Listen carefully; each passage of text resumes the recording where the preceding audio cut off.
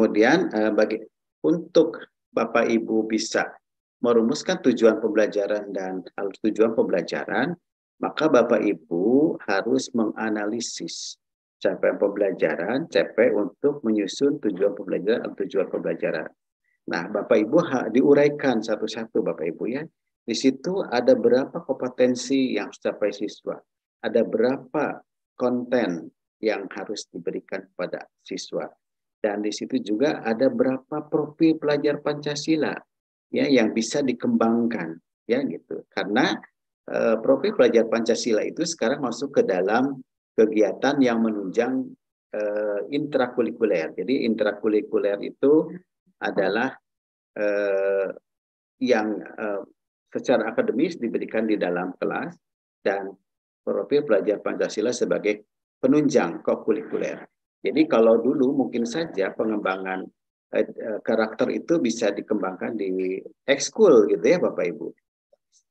Ke dalam penunjang intrakurikuler termasuk yang dilakukan di dalam kelas dan kemudian porsi jamnya itu berbeda gitu ya.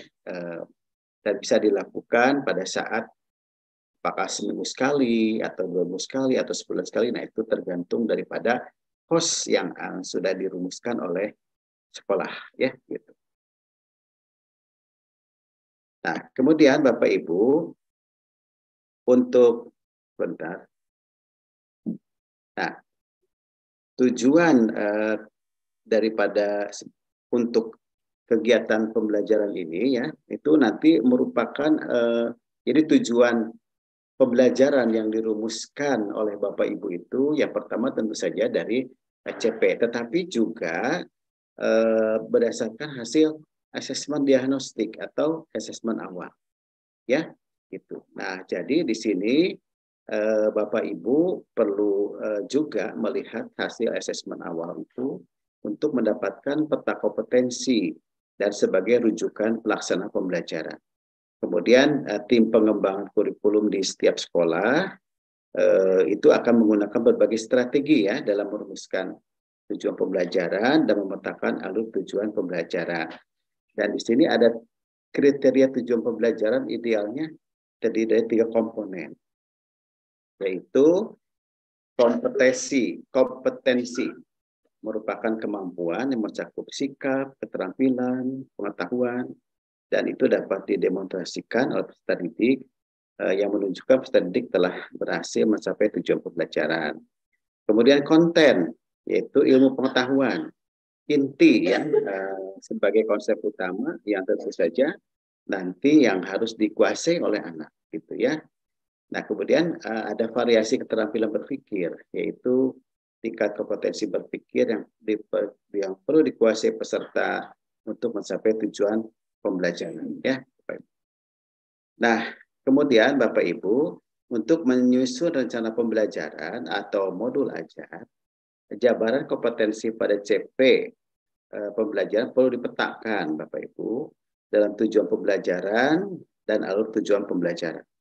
Peta kompetensi ini kemudian menjadi acuan buat Bapak Ibu dalam menyusun perangkat ajar ya, apakah itu modul ajar, apakah itu lembar kerja siswa, apakah itu soal-soal untuk evaluasi ya gitu. Nah, lalu kriteria alur tujuan pembelajaran itu seharusnya ya menggambarkan urutan pengembangan kompetensi yang harus dikuasai peserta didik. Kemudian alur tujuan pembelajaran dalam satu fase menggambarkan cakupan dan tahapan pembelajaran yang linear dari awal hingga akhir fase. Kemudian alur tujuan pembelajaran merupakan